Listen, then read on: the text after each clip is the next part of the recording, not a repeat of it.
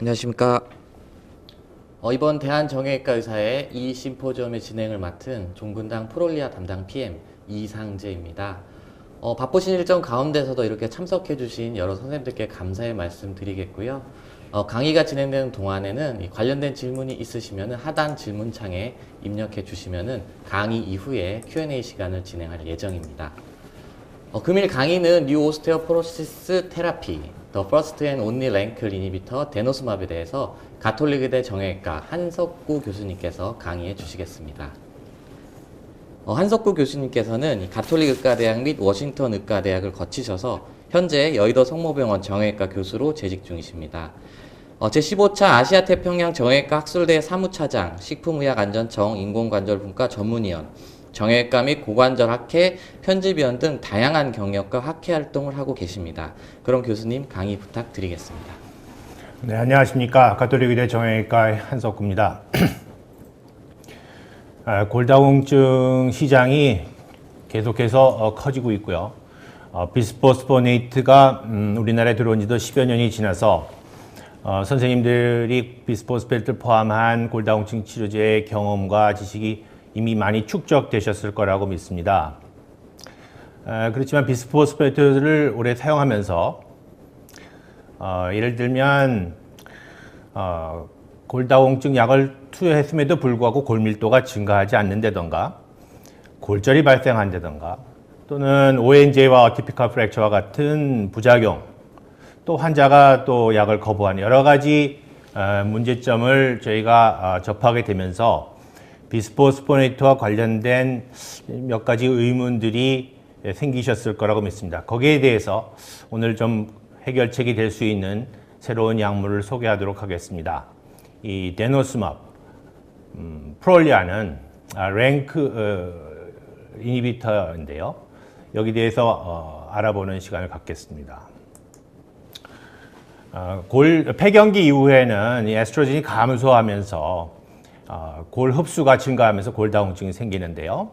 그 기전을 잠깐 보게 되면 에스트로겐은 오스테오블라스트에 있는 랭크의 즉 OPG의 익스프레션에 관여하는데 이 OPG는 랭크 라이겐드의 디코이 리셉터입니다. 즉 랭크 라이겐드를 차단하는 효과를 갖고 있는데요. 에스트로겐 레벨이 떨어지게 되면서 랭크 라이겐드의 오버 익스프레션이 일어나고 따라서 오스테오클라스틱 프리커서 셀의 리셉터에 붙은 랭크 라이겐드는 이 오스테오클라스틱 액티베이션을 통해서 머추어된 오스테오클라스트가 뼈에 붙게 되고서 강한 애시드에 의한 골 흡수가 진행되면서 골다공증이 초래되게 됩니다. 그래서 이러한 폐경기 후의 골다공증의 가장 큰 패서제네시스는 이 랭크 라이겐드라고 볼 수 있습니다. 이 랭크 라이겐드에 선택적으로 결합하는 이 데노스맵은 이 오스테오클라스트의 액티베이션, 프롤리퍼레이션, 디퍼렌시에이션을 모두 차단해서 골다공증을 치료하는 기전을 갖고 있고, 그래서 이러한 골 흡수 억제제임의 반면에 골 형성에는 영향을 미치지 않습니다. 이 폐경기 후의 골다공증의 미디에이터인 랭크 라이겐드에 선택적으로 결합하는 데노스맙은 임뮤노글로빈 G 모노크로바 안티바디고요. 이 랭크 라이겐드에 선택적으로 강력하게 결합을 합니다. 비스포스포네이트가 뼈에 이렇게 흡착이 되는 반에서 이것은 혈액을 통해서 골내 또 체액 내에 머무르다가 사라지게 되는데요. 굉장히 빠른 액션과 리버서블한 효과를 갖고 있습니다. 즉, 이 약물 주입이 끝나게 되면 이 효과는 사라지는 것으로 이해하시면 되겠습니다. 또한 신장 질환이 있는 환자에서도 따라서 이러한 그 용량 조절이 필요 없는 약제입니다. 그러면 데노스맙에 대해서 약물에 대해서 좀 알아보겠습니다. 이 데노스맙은요, 피하 주사로 해서 용량 고용량이 고분자이기 때문에 신장이나 또는 간으로서 대사되지 않고 다른 임문 컴플렉스와 마찬가지로 체내에서 디그로데이션 됩니다. 본 턴오버 마커를 대략 한 3일 내에 효과적으로 감소시키고요. 그 효과가 한 6개월 가고 또한 맥시멈 컨센트레이션은 한 열흘, 그리고 해프라이프는 25일 정도로 이해하시면 되겠습니다. 또한 이렇게 6개월 정도 지속되기 때문에 1년에 2차례 주사하는 것을 원칙으로 하고 있습니다. 보시는 표와 같이 데노스맙은 6개월 이후에 급속하게 컨센트레이션이 떨어지고요. 6개월마다 주사를 하고요. 주사하자마자 이 본터너버 마커는 크게 감소를 하는 것을 볼 수 있습니다. 골절 예방 효과에 대해서 보겠습니다. 프리덤 스타디를 보게 되면요. 폐경기의 골다공증 환자를 대상으로 60세 이상으로 플라세보와 비교해서 데노스밥을 3년간 관찰했습니다. 프라이머리 엔드 포인트는 신생 척추 골절 그리고 안전성을 봤고요. 세컨더리 엔드 포인트는 비척추 골절과 고관절 골절을 발생 빈도를 확인했습니다. 보시게 되면 3년 동안에 신생 척추 골절은 약 68%, 비척추 골절은 20%, 그리고 고관절 골절은 40%를 감소 효과를 나타냈습니다. 매 1년마다 그 효과를 봤을 때 신생 척추 골절의 발병 감소가 그 효과가 거의 일정하게 61%, 71%, 68%로 유지된 것을 확인할 수 있습니다. 프리덤 익스텐션 스타디라고 해서 3년 이후에 7년을 더 연구를 했습니다. 데노스맙을 10년간 사용한 군과 플라세보에서 데노스맙으로 7년을 사용한 군을 비교했고 모든 군에서 칼슘과 바이타민 D를 투여했습니다. 아시는 분은 아시겠습니다만 뉴잉글랜드 저널 메디슨과 같은 유사한 저널 여러 저널에서 이미 과연 그 장기 비스포스페트 사용의 장기 사용과 관련해서 BMD가 계속해서 유지가 되겠는가, 계속 증가시키는가를 봤습니다.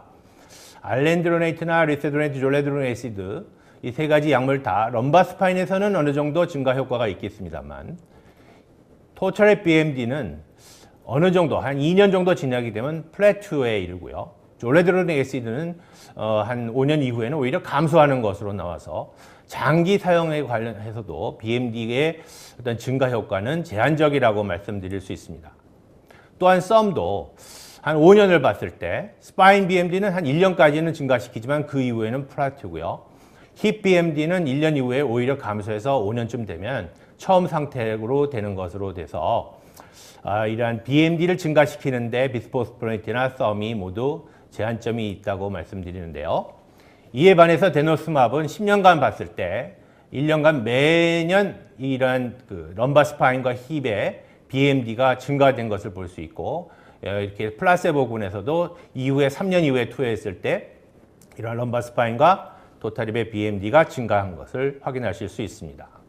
또한 매년 역시 그 신생 척추골절의 발생 빈도를 보게 되면 거의 일정하게 이렇게 골절의 감소 효과를 보였고요. 또한 비척추 골절에서도 마찬가지로 10년 동안 매년 일정하게 이러한 골절 감소 효과를 관찰할 수 있었다고 합니다. 이 데노스맙과 그 대표적인 비스포스페트인 알렌드로네이트의 작용 규정이 좀 다른데요. 아시겠지만 이 비스포스포네이트는 일단 혈액을 통해서 골내에 분포하면 이 골에 트라베클라본, 캔서러스 본에 주로 위치하게 됩니다. 서큘레이션이 많기 때문이죠. 이 트라베클라본의 분포하고 비스포스포네이트는 액티베이션된 그 오스테오클레스트가 결국 뼈를 흡수하는 과정에서 이 세포 내로 비스포네이트가 들어가면서 오스테오클라스틱 에이포프토시스를 유발해서 이 세포 개사가 일어나는 건데요. 이 데노스맙은 일단 분포가 코르텍스와 트라베큘라에 다 분포하고요. 아주 초동 단계에서 오스테오클라스틱 액티베이션을 막기 때문에 이 코르텍스의 이러한 리섭션을까지도 막아줄 수 있는 효과가 있고 그 패스트 액션이 설명이 되는 겁니다. 현미경적으로 봤을 때도 알렌드로네이트는 주로 이러한 트라베클라본, 캔서러스 본에 위치하고요. 데노스맙은 이 코르텍스에도 이렇게 존재하는 것을 확인할 수 있습니다. 이 코르텍스는 스트렝스, 본 스트렝스에 매우 중요한데 결국은 골절을 예방하는 골의 강도는 잘 아시다시피 코르텍스에 달려 있습니다. 코르티칼 매스와 테크닛을 유지하고 증가시키는 것이 결국 골절 예방에 중요한 부분이라고 볼 수 있고요.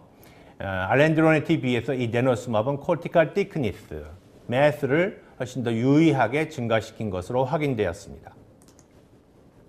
또한 코르티칼 맵을 통해서도 이와 같이 피머 넥과 트로칸터 포션에서 코텍스가 플라세보에 비해서 훨씬 더 증가한 것을 확인할 수가 있었습니다. 다음은 안전성에 관한 내용입니다. 36개월 동안 그 안전성을 봤는데요.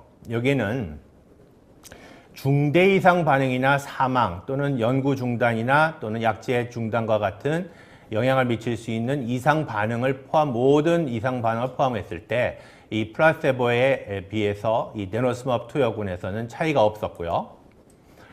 감염, 또 암 발생, 또 주사 부위의 반응이나 저칼슘 혈증도 차이가 없었을 뿐만 아니라 저희 정형외과 의사들이 관심이 있어 하는 지연유압, 불유압, 또 어티피컬 페모럴 프랙처나 non-union, ONG의 발병 빈도도 차이가 없었습니다. 다만 3년 스터디에서는 피부 감염이 대조군에 비해서 조금 증가한 것으로 나왔습니다. 또한 암 발생 감염뿐만 아니라 심혈관계 부작용도 차이가 없었고요. 역시 피부 감염에서는 약간의 증가가 확인되었습니다. 그렇지만은 3년 이후에 7년 연장한 익스텐션 스터디에서는 이러한 피부 감염이 대조군에 비해서 유의한 차이를 볼 수 없었고요. 저희가 주목할 부분은 ONG와 어티피컬 프랙처입니다. 2,300여 명의 스터디에서 10년을 끌고 갔을 때 이 ONJ가 7례, 어티피컬 페모럴 프랙처가 단 1례밖에 발생하지 않았던 점에서 이러한 그 부작용이 최소화됐다, 이렇게 볼 수 있는 자료라고 생각합니다. 미국 FDA 보고된 ONGA 보고를 보게 되면요, 데노스맙은 졸레드로닉 애시드에 비해서 약 그 ONGA의 발생 위험이 12분의 1이고요. 알레드로네이트에 비해서 약 5분의 1의 그 수치입니다. 이것은 ONGA에 있어서 조금 더 안전하다 볼 수 있고요. 또한 ONGA의 발병 빈도도 할러데이의 개념이 도입되면서 점차 미국에서도 감소하는 것으로 보고되었습니다. 어티피컬 페모럴 프랙처는 이게 그 자연 상태에서도 발생하기도 하는데요. 비스포스포네이트와 연관된 ONG의 발병 빈도는 대략 한 10만 명당 한 55명으로 보고되었고요. 저희 연구에서는 데노스맙을 투여했을 때 약 10만 명당 55명의 비스포스포네이트 55명에 비해서 2.7명으로 매우 낮은 빈도로 밝혀졌습니다. 다음은 약제 비교입니다. 여성 골다공증 환자에서 과거에 이제 알렌드로네트를 6개월 정도 투여했던 환자에서 칼슘과 바이타민 D를 투여했습니다만 이때 데노스맙과 알렌드로네트를 비교해서 1년간 연구를 했습니다. 힙 BMD를 보게 되면요, 알렌드로네트에 비해서 데노스맙은 아주 유의한 BMD의 증가를 보였고요. 럼버 스파인의 BMD도 역시 데노스맙이 알렌드로네트에 비해서 높은 수치를 보였습니다. 또한 리세드로네트를 비교했을 때 total hip, femur neck, spine 이 모든 군에서 이 리세드로네트에 비해서 데노스맙이 BMD가 훨씬 더 증가된 것으로 나타났습니다. 또한 그 이반드로네이트 먼스리와 비교했을 때도 토탈 힙, 럼바 스파인, 피모넥 모두 다 이 데노스맙은 이반드로네이트에 비해서 BMD를 증가시켰고요. 가장 강력한 비스포네트인 그 조레드로닉 애시드와 비교했을 때도 럼바 스파인, 토탈 힙, 피모넥에서 유의한 이러한 그 BMD의 변화의 감소가 확인됐고요. 디스탈 레디어스에서도 우수성이 확인되었습니다. 다음은 복합 처방입니다. 이 골 흡수 제제와 함께 골 형성 제제로 나눌 수 있는데요.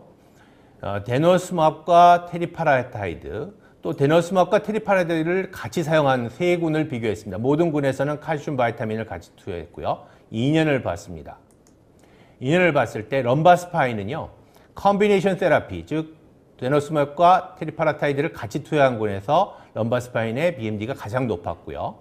토털 힙은 이 컨비네이션 세라피 다음에 데노스맙, 다음에 테리파라타이드 순이었습니다. 다음은 데노스맙을 테리파라타이드로 바꿔서 또 테리파라타이드는 데노스맙을 바꾸고 컨비네이션은 데노스맙으로 바꿔서 또 2년을 총 4년을 보았습니다. 보시게 되면 컨비네이션에서 데노스맙으로 바꿨던 군이 4년 팔롭에서 가장 높은 럼바스파인, 토처립, 페머넥의 BMD 결과를 보였고요. 그 다음이 테리파라타이드에서 데노스맙으로 바뀐 군이고요. 다음에는 데노스맙에서 테리파라타이드로 바꾼 군입니다. 특이한 것은 데노스맙에서 테리파라타이드로 바꾼 경우에서는 일시적으로 럼바스파인이든 토탈힙이든 페머넥에서 일시적인 BMD의 감소가 확인이 되었습니다. 다음은 골절 유합에 대한 데노스맙의 영향입니다. 2012년도에 JBJS 아메리칸 볼륨에서 이 폐경기성 골다공증 환자에서 골절 유합에 데노스맙이 영향을 미치는가에 대한 연구를 봤는데요. 비척추 골절 환자를 대상으로 수술을 했던 안 했던 간에 불유합이든 지연유합이든 이 플라세보에 비해서 차이가 없었고요. 특별한 것은 이런 인펙션을 포함한 여러 가지 컴플리케이션에 있어서도 차이가 없었다는 것을 보고한 바도 있습니다. 따라서 이러한 프랙처 힐링에는 데노스맙은 영향을 미치지 않는다 이렇게 볼 수 있습니다. 다음이 어떻게 환자들을 이 골다공증 약물로서 계속 끌고 갈 것인가. 아마도 원장님들이나 선생님들께서 계속 현장에서 느끼시는 딜레마라고 볼 수 있는데요. 사실 많은 환자들이 드롭아웃 되는 경우가 많습니다. 그 이유를 보게 되면 역시 골다공증이라는 건 증상이 없기 때문에 환자들이 왜 먹어야 하는지, 약을 먹으면 무엇이 좋은지를 잘 깨닫기 어렵고요. 또 약제 부작용과 관련해서 여러 가지 불만이 있고요. 또한 약제를 그만뒀을 때, 복용을 그만뒀을 때 어떤 점이 나쁜가에 대해서 잘 인식을 못하거나 또 골다공증 자체의 자기 상태를 모른다는 점도 있고요. 약 먹는 방법이 좀 불편하고 복잡하고 또한 다른 약도 많은데 이걸 또 먹어야 되느냐, 참 그렇게 불만을 호소하는 환자들이 꽤 있습니다. 우리 아시겠지만 이 자료는 경구용 비스포스를 사용했을 때 어데런스에 대한 연구입니다. 가장 큰 불만은 역시 복용 후에 눕지 않고 앉아 있거나 서 있어야 된다는 점이나 또는 위장관 부작용이 대부분이겠습니다만 부작용, 또 공복에 먹어야 되고 또 잊어버리는 경우, 이러한 여러 가지 불편함을 환자들은 호소하고요.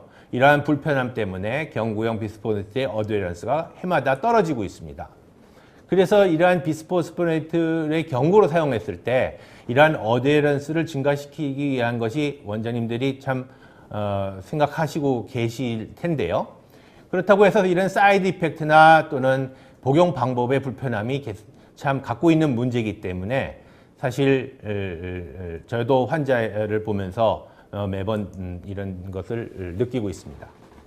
한 연구에 의하면은 50% 이하의 퍼시스턴스를 갖고 있을 때는 약을 전혀 먹지 않는 환자와 마찬가지의 골절 위험이 있다고 합니다. 즉 이러한 어데런스, 컴플라이언스, 퍼시스턴스는 골다공증 치료의 매우 중요한 부분이라고 볼 수 있습니다. 따라서 이러한 퍼시스턴스와 어데런스가 좋은 약물을 선택하는 것도 하나의 골다공증 치료에 좋은 클루가 될 수 있습니다. 데노스맙과에서 알렌드로네이트로 바꿨고요. 1년간 후에 이제 또 1년을 봤고요. 하나는 알렌드로네이트에서 데노스맙으로 바꾸었습니다. 그래서 환자에서 어드헤런스를 봤습니다. 이 데노스맙은 1년, 2년 동안에 꽤 이 어드헤런스가 90% 이상으로 유지되고요. 이에 반해서 알렌드로네이트는 1년, 2년에는 해마다 떨어지는 것을 보이고 이것이 더 시간이 지나면 더 떨어질 가능성이 많겠죠. 그러니까 이러한 어드헤런스가 문제가 되고 있습니다. 또한 환자의 만족도와 선호도를 조사했는데요. 먼저 복용 편의도, 편의도를 보게 되면 알렌드로네이트에 비해서 이 데노스맙이 높고요. 또한 태블릿보다는 주사가 더 편하다는 환자들이 많았으며 복용 주기 역시 데노스맙이 더 선호도하는 경우가 만족도가 높았다 이렇게 보고하고 있고요. 환자들이 뭘 선호하는가를 봤을 때 9대1 정도로 이 데노스맙을 선택했다고 합니다. 그리고 향후 환자들이 무엇을 맞겠는가 봤을 때도 이러한 데노스맙을 9대1 정도 비율로 선호했다고 합니다. 여러 약물, 골다공증 약물의 퍼시스턴스와 컴플라이언스를 비교한 자료인데요. 데노스맙의 이런 퍼시스턴스가 가장 높았고요. 두 번째는 테리파라타이드, 세 번째가 랄록시판, 그 밖에 이제 알렌드로네이트와 같은 비스포스네이트가 차지했습니다. 그래서 이 데노스맙이 가장 높은 퍼시스턴스와 컴플라이언스를 나타냈습니다. 다음은 가드라인에 대해서 잠깐 말씀드리겠습니다.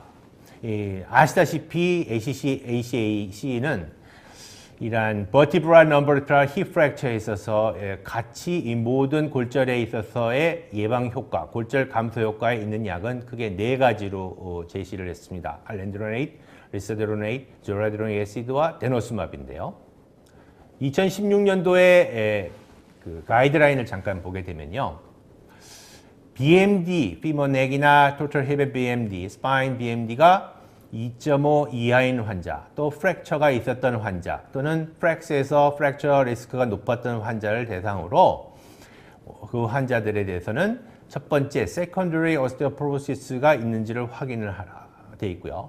또한 칼슘과 바이타민 D의 디피션시가 있는지를 확인해라 이렇게 되어 있습니다. 그래서 이제 이 secondary osteoporosis가 아닌 post-menopause osteoporosis 경우에는 약물을 권하는데요. 이때 여러 가지 일상적인 생활이라든가 낙상의 위험이라든가 또는 약제의 복용에 따른 장단점을 설명을 하고요.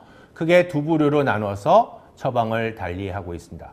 즉 먼저 프랙처가 과거에 없었던 환자나 moderate 리스크를 갖고 있는 환자에서는 1차 선택으로 알렌드로네이트, 데노스맵, 리세드로네이트, 조라드로닉 애시드를 권고하고 있습니다. 매년 이제 BMD나 본턴오버 마커겠습니다만 매년 이 레스폰스를 확인하고요. 프랙처 리스크를 확인합니다. 만약 BMD가 증가하거나 유지가 되고 있고 또 프랙처가 없다고 하면 경구용은 5년, 주사제는 3년 동안 계속해서 사용하고요. 이에 반대로 골절이 발생하거나 BMD가 감소하거나 본턴오버 마커가 증가하게 되면 이것은 다시 이 할러데이 이후에 이런 것을 쓰는 것이 좋겠습니다. 반대로 이 약제 이후에 본 로스가 생기거나 프랙처가 발생했으면 환자의 컴플라이언스가 괜찮은지 확인하고요. 세컨더리 오스테오포로시스의 원인이 있지 않는지 다시 한번 보는 것이 좋다. 만약에 경고용을 사용하고 있으면 인젝션으로 바꾸고요.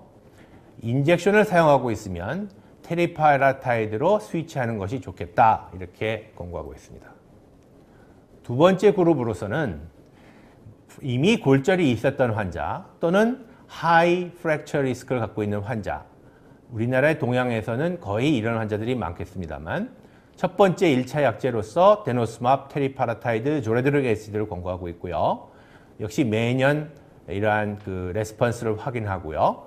데노스맙 같은 경우에는 일단 지속적으로 사용하고 만약에 본 로스, BMD의 감소나 새로운 골절이 발생했을 경우에는 테리파라타이드를 추가하는 것이 좋겠다.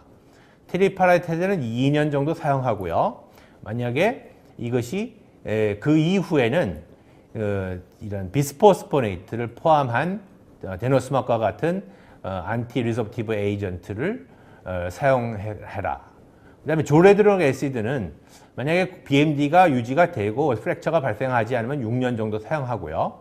만약에 BMD가 감소하고 또 신생골절이 생긴다고 하면 테리파라타이드로 스위치를 하는 것이 좋겠다 이렇게 되어 있습니다. 이 데노스맙, 프롤리아는 폐경후 여성 골다공증뿐만 아니라 남성 골다공증의 적응증을 갖고 있습니다. 60mg 서브큐로 6개월마다 주사받는데 서브큐 부위는 상완 허벅지 위쪽 복부에 주사하고요.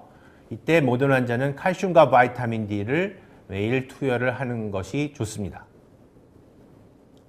급여 기준을 보게 되면 BMD, 즉 중심골에서 마이너스 T스코어 마이너스 2.5 이하이면서 비스포스포네트 제제를 1년 이상 충분히 투여했음에도 불구하고 새로운 골다공증 골절이 발생하거나 1년 이상 투여 이후에도 골밀도 검사상 T스코어가 1년 전보다 감소한 경우가 이런 인정 기준이 되겠고요. 두 번째는 심부전이나 과민 반응에 의해서 비스포스포네이트를 사용하는데 금기 사항에 해당되는 경우 이 두 가지가 이러한 급여 기준이 되겠습니다. 또 한 가지는 또 이후에 1년 후에 BMD를 해서 마이너스 2.5 이하이거나 새로운 골절이 발생하는 경우에 추가적으로 2년을 더 인정을 해서 총 3년 정도는 이러한 급여 기준으로서 이 데노스맵을 투여할 수 있겠습니다. 결론적으로 말씀드리면 이 프롤리아 데노스맵은 굉장히 패스트 액션을 갖고 있고 선택적으로 랭클라이겐드와 결합해서 아주 강력한 골 흡수 억제제로 볼 수 있으며, 두 번째는 골절 예방 효과가 뛰어나다. 그 이유는 아까도 말씀드렸지만 코르티칼 본 매스를 유지하거나 증가시키기 때문이고요. 이러한 골절 예방은 척추, 비척추, 고관절의 모든 골절의 예방에 효과적이고요.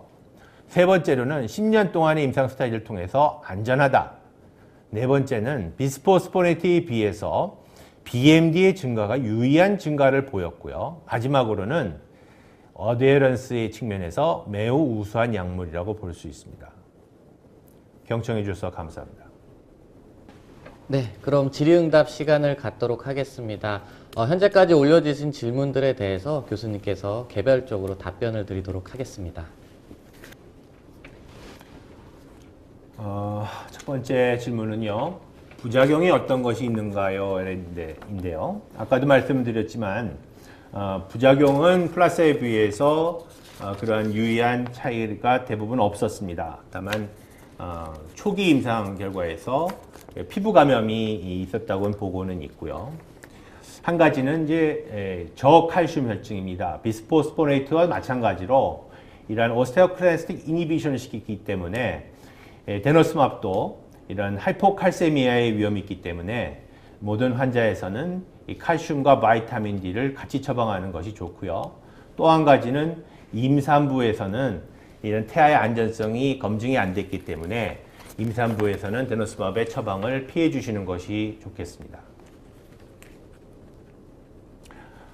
두 번째 질문인데요. 투여 금기 사항에 저칼슘 혈증이 있는데요. 데노스맵 주사 전에 칼슘 수치가 정상임을 반드시 확인해야 될까요? 확인하는 것이 좋습니다. 이것은 패스트 액션이기 때문에 하이포칼세미아가 있었던 환자라면은 이 칼슘 레벨을 정상으로 돌려놓으시고 데노스맵을 투여하는 것이 좀 더 안전하겠습니다.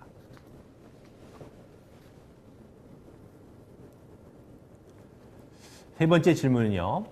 데프롤리아는 휴지기가 없습니까? 필요 없습니까? 계속 투약해도 문제가 없는지 이렇게 질문을 해주셨는데요. 이 프롤리아 데노스맵은 리버서블한 약물입니다. 즉 휴약기, 즉 할로데이 피리어드가 필요 없습니다. 그러니까 계속해서 투여해도 문제는 없습니다. 10년간 임상 스타디에서는 문제가 없는 것으로 나왔습니다. 그러니까 보험 인정 기준 때문에 사실 좀 현재로서는 3년으로 제약이 있는데 원칙적으로는 10년까지 투여해도 이런 문제는 없다고 볼 수 있습니다. 마찬가지로 휴지기는 필요 없고요.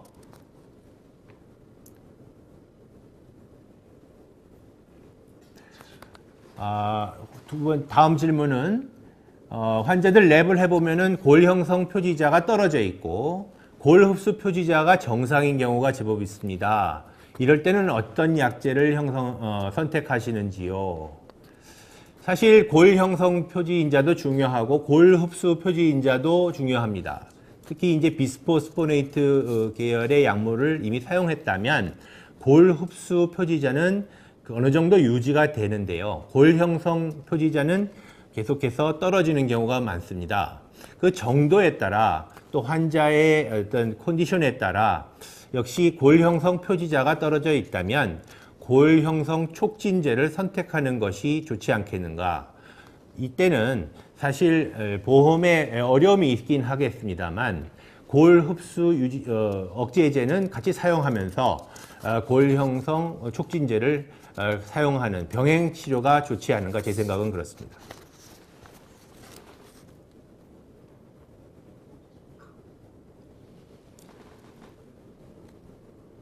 다음 질문은 골다공증 골절이 있을 경우에 1차 약제로 우선 투여할 수 있는 건가요? 아까 그 보험 인정 기준을 설명을 드렸습니다만 과거에 비스포스포네이트의 투여 이력이 중요합니다. 또한 BND의 결과가 중요합니다. 그러니까 선생님 병원에 처음에 오신 경우에는 과거에 골다공증 약물, 비스포스포네이트 약물을 처방했는지 거기에 대한 자료가 필요하고요. 또한 그 1년 전에 BMD의 결과가 필요합니다. 그래서 그런 결과를 만약에 증빙할 수 없다면 인정 기준으로 데노스맙을 1차 약제로 사용하기는 어렵다고 보고요. 다만 비급여로는 사용하실 수가 있습니다.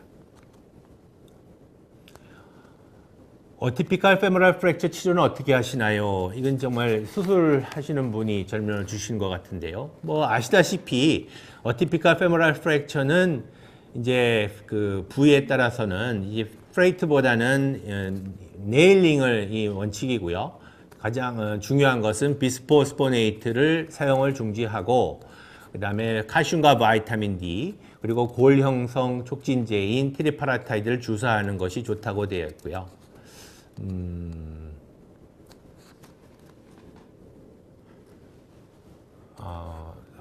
다음 질문은 발치나 임플란트가 예정되어 있는 경우에 데노스맙을 주사해도 되는지요? 데노스맙을 주사한 이후에 얼마나 지나야지 발치 또는 임플란트가 가능할까요? 좋은 질문이십니다. 최근 치과에서 이런 그 골다공증 치료제, 비스포스포네이트 아닌 썸 제제를 먹고 있는 환자라도 심지어는 칼슘과 바이타민 D만 먹고 있더라도 이러한 발치나 임플란트를 유예하고 약제의 안전성에 대해서 환자한테 문의를 해와서 소견서를 발부해와라 이렇게 요구하는 경우가 있습니다. 그만큼 ONJ에 대해서는 우려를 하고 있다고 볼 수 있는데요. 이 데노스맙은 아까도 자료에서 말씀드렸듯이 ONJ에 대해서 굉장히 안전한 약입니다. 미국 구강안면학회, 그러니까 구강외과에서는 4년 이내의 데노스맙 치료에서는 이런 중지가 필요 없이 이런 임플란트 수술이나 발치가 가능하다고 돼 있고요. 4년 이후에는 2, 3개월 정도는 유예를 하고요. 그 다음에 2, 3개월 이후에 다시 쓰라. 그 다음 구강 상태에 따라, 위생 상태에 따라 판단해라. 이렇게 돼 있습니다. 그러니까 비스포스포네이트와 같이 2, 3개월 동안 모두 중지해야 되는 약물은 아니고요.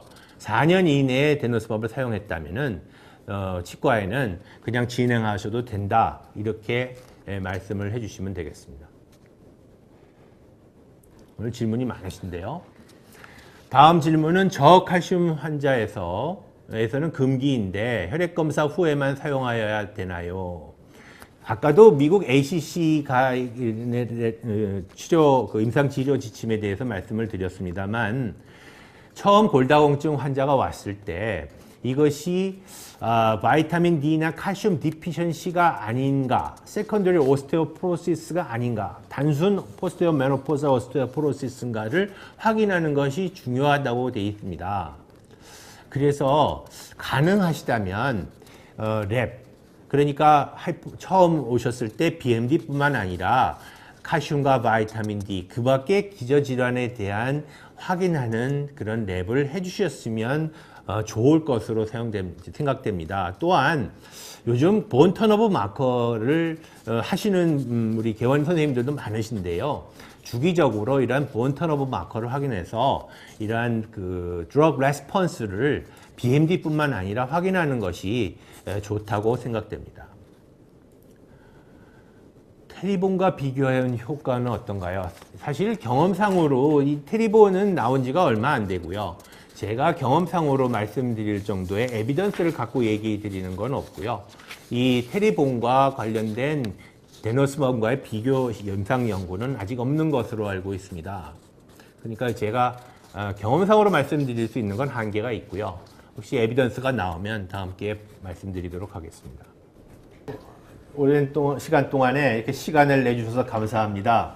어쨌든 비스포스포네이트 외에도 이런 새로운 고흡수 억제제, 아주 새로운, 사실 이러한 약제는 10여 년 전에 이미 미국에서나 선진국에서 나와서 오랜 치료 효과를 검증되고 있고요. 미국, 영국, 일본뿐만 아니라 선진국에서는 이미 이 골다공증 시장에서 마켓 쉐어 1위를 차지하고 있는 약목입니다. 뒤늦게 이렇게 우리나라에 출시된 것은 참 뒤늦게 좀 이렇게 뭐라 그럴까요?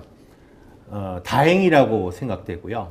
비스포스포네이트와 관련된 아까 말씀드린 여러 가지 의문, 불안감에 대해서 이러한 데노스맙이 조금 해결해 줄 수 있지 않을까 이렇게 생각합니다. 감사합니다. 네, 경청해 주셔서 대단히 감사드립니다. 또한 훌륭한 강의를 해주신 한석구 교수님께 다시 한번 감사의 말씀을 드리도록 하겠습니다. 이로써 대한정형외과 의사회 웹 심포지움을 모두 마치도록 하겠습니다. 감사합니다.